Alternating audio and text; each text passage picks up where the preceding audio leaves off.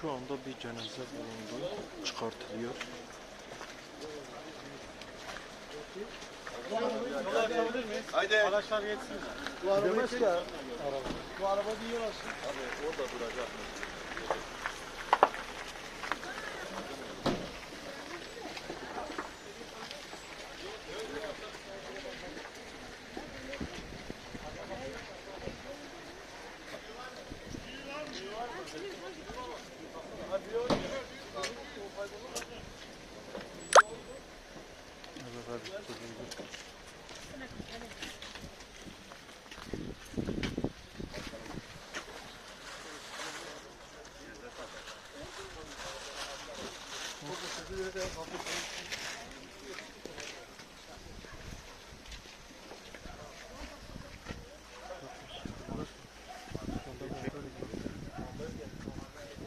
Sedyeyi de aşağı indir de rahat aktaralım.